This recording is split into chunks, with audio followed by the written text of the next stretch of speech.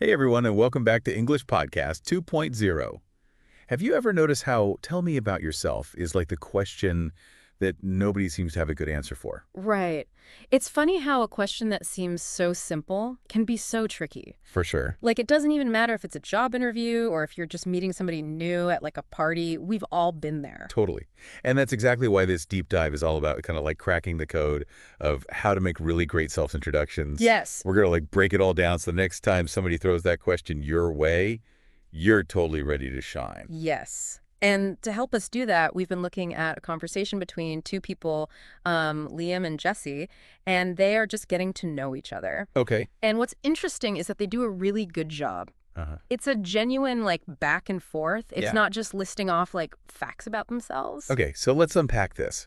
Right off the bat, Liam asks Jesse, "What's something interesting about you?" Yes. That is so much better than just asking, "What do you do?" Right. Instantly, you know this is going to be like a more fun conversation. Exactly. And it really encourages Jesse to share something unique about herself, like a little glimpse into his personality. Okay. And, notice how Jesse responds. He doesn't just say, "I like photography." Right. He talks about how he likes to capture the feeling of like a snowy mountain scene. Yeah, and this is where it gets really interesting. Yeah. It's that idea of like, show, don't tell. Yes. So it's not just about the facts. Exactly. It's about the little details that help someone really picture you Yes. and what you're passionate about. It makes you memorable too, right? Yeah. If you think about the people that you meet and that really stick in your mind, Right. they usually do this well. Uh-huh. They give you a little story or a little bit of color or something to hold on to. Yeah, yeah. And it's not just about talking about yourself either. Right. Liam does such a good job of showing that he's actually interested in what Jesse has to say. When Jesse mentions cooking, Liam asks about his like signature dish. Yeah. It keeps things nice and balanced. That's key. It's like a dance, right? Yeah. You share a little bit and then you show interest in the other person and then back and forth. Right. Otherwise, it starts to feel like an interview, which nobody wants. Totally. And they don't like jump between topics randomly either. Yeah. Liam very smoothly connects his love of running with exploring new places, Yeah. which then opens the door for Jesse to share about his own like travel experiences. What's so fascinating here is how they reveal their journeys as they're talking. Right. Liam mentions how he used to dream of being a writer, but then he discovered a passion for teaching. And it just adds like a depth to it. Totally. Showing that you're not just like this collection of hobbies, you're a person with a story. Yeah, it makes you think, what's that one little detail you could share that would help somebody else understand your journey better? Right. We all have them. Yeah. Those turning points that led us to where we are today. It's those unexpected details that spark connection. Right. It's not just the polished resume version of ourselves. Totally. And speaking of going beyond the surface, Jesse talks about his dream of getting a master's degree to teach English as a second language. So it's not just talking about what he does now, but like where he wants to go. Exactly. It shows like ambition and a willingness to grow, which is always appealing. Absolutely. And even when they talk about challenges, like Liam mentions his fear of public speaking, it makes them relatable. Yeah. It shows that it's okay to be a work in progress. Right. Vulnerability is so important. Yeah. It helps people connect with you on like a much deeper level Uh-huh. because it shows you're being real. You're not just trying to present like this perfect image. Exactly. Wow. So if we were to just sum up this first part of our deep dive, what stands out to you? For me, it's that move beyond the surface level. Yeah. Don't just like state the facts about yourself. Sure. Share a glimpse into your personality, your passions, your journey, and ask questions that invite the other person to do the same. Such a great point. It's about turning a self-introduction into a genuine connection. Yeah. And I think that's a perfect place to pause for now. When we come back, we'll delve even deeper into some of the specific techniques that Liam and Jesse use to keep that conversation engaging and create that genuine connection. Welcome back to our deep dive into the art of self-introduction.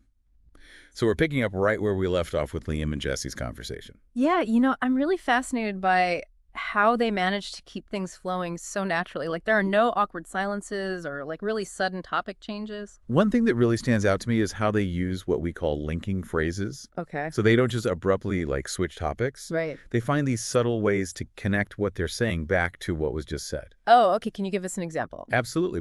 Remember when Jesse was talking about his love of cooking? Uh-huh. Well, Liam doesn't just say, "Oh, that's cool." Yeah. He said, "Speaking of free time, what's a typical day like for you?" Right. It's such a smooth way to shift the focus back to Liam without it feeling forced. It's like they're building a bridge from one topic to the next instead of just like leaping across a chasm. Exactly. And it keeps the energy up, and it makes sure that both people feel heard. Yeah. And notice how they're not just talking at each other. They're actively listening and responding to what the other person is saying. Right. Like when Liam mentions that he is passionate about running, Yeah. Jesse doesn't just change the subject. Yeah. He asks follow-up questions like, how does Liam stay motivated? That's such a good point. It shows that he has a genuine interest and encourages Liam to share more about himself. Yeah. It's a good reminder that a good self-introduction is not just about talking. Right. It's also about listening and engaging with the other person. Think about it this way. Everyone loves to feel like what they have to say is interesting. When you ask those follow-up questions, it shows that you're paying attention and you genuinely want to learn more about the other person. Yeah, it makes that other person feel valued. Yes. Like their experiences and their opinions really matter. Exactly. And it just creates a much deeper connection than just trading like basic facts about yourself. Right, right. And speaking of creating that connection, I noticed that both Liam and Jesse weave in little anecdotes or stories. Mhm. Like when Jesse talks about his dream of teaching English as a second language, he doesn't just state the fact. Yeah. He shares why it's meaningful to him. Yes, and how he wants to connect with students on a much deeper level. Right, right. Yeah. Those personal touches are what make a self-introduction memorable. Yes. It helps the other person see you as like a real individual and not just a collection of, facts and interests. It's like giving them a peek behind the curtain, Yeah. showing them what makes you tick. Yeah. And it doesn't have to be anything dramatic or earth-shattering. All right. Even small details can be very engaging if they're shared in a way that reveals your personality. Like when Liam mentions that he's from a small town where everyone knows everyone. Yeah. It paints a picture in our minds. Yeah. It helps us understand his background a little bit better. Right. It's those little glimpses into your life that really help to build rapport and make you more relatable. Uh-huh. And here's another thing that really struck me. They're not afraid to be a little vulnerable. Oh, you mean like when Liam admits to being nervous about public speaking and then Jesse shares that he's still saving up for his master's degree? Exactly. Yeah. It's so refreshing to see them being so honest about the challenges that they're facing. It makes them seem more human, more approachable. And it reminds us that everyone has areas where they're still growing and learning. Yes, absolutely. And it's that willingness to be open and authentic that truly connects us with others. Right. And it's something to really keep in mind the next time that you find yourself introducing yourself to someone new. Because when you let your guard down a little bit, Yeah. it gives other people permission to do the same. Exactly. And that's when real connection happens. Yes. So as we wrap up this part of our deep dive, what are the most important things that we've learned from Liam and Jesse's conversation? What stands out to you? Well, first, it's about using those subtle linking phrases to keep the conversation flowing smoothly. Yes. Second, it's about asking engaging questions that show you're really listening and interested in what the other person has to say. Yeah. And third, it's about weaving in personal anecdotes and stories Yeah. to make your self-introduction more memorable and relatable. Great points. And I think it's also worth emphasizing the importance of being genuine and authentic. Yes. Don't be afraid to show a little bit of your personality, even if it means sharing something that you're not perfect at. I love that because in the end, the goal of a self-introduction is not just to convey information. Right. It's to make a connection with another human being. Yes. And the best way to do that is to be yourself. Welcome back to English Podcast 2.0. So we are wrapping up our exploration of self-introductions, and I am really excited to put all these awesome tips into practice. Me too. We've talked about storytelling, active listening, vulnerability, authenticity. It's been a really packed deep dive. Right. And now let's get like practical here. How do we actually tailor our self-introductions to different situations? Because introducing yourself at, say, a networking event feels very different from introducing yourself at like a friend's birthday party. That is such a great point. Context is absolutely key. Yeah. So let's just kind of walk through a few different scenarios. Okay, first up, imagine you're at a networking event, surrounded by professionals in your field.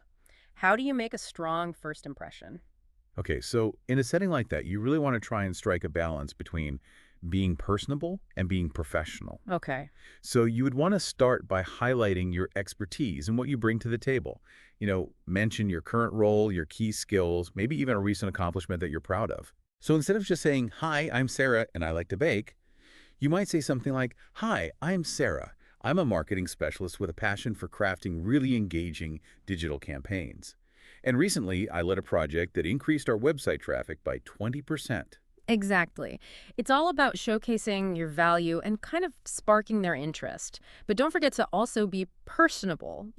Mention a hobby or an interest that relates to your field, or even something that could just spark a conversation. Right, and when I'm not brainstorming marketing strategies, you can usually find me exploring the latest trends on social media. Perfect. It shows that you're well-rounded and really passionate about what you do. Okay, now let's kind of switch gears here. Imagine you're at a social gathering, maybe a friend's birthday party. How would you approach introductions in a more casual setting like that? So here, the focus kind of shifts from professional accomplishments to more about shared interests and common ground. You can start by asking questions to learn about the other person, like, so how do you know the birthday girl? Or what brings you here tonight?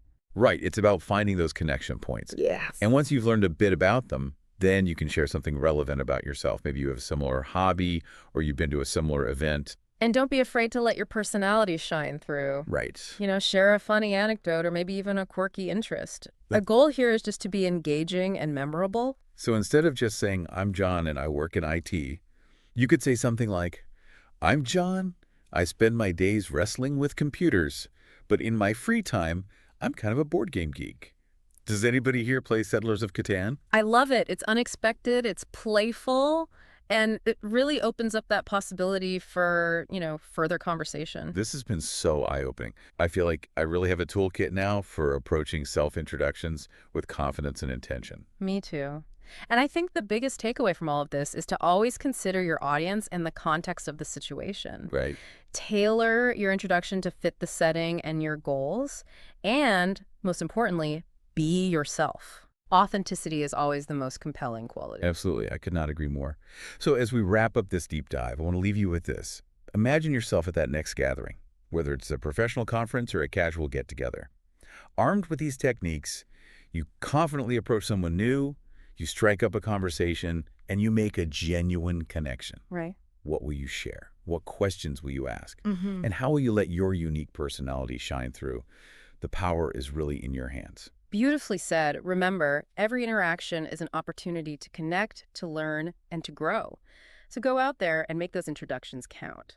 And that's a wrap on this episode of English Podcast 2.0. We hope you've enjoyed this exploration of self-introductions. Until next time, keep learning, keep connecting, and keep those conversations flowing.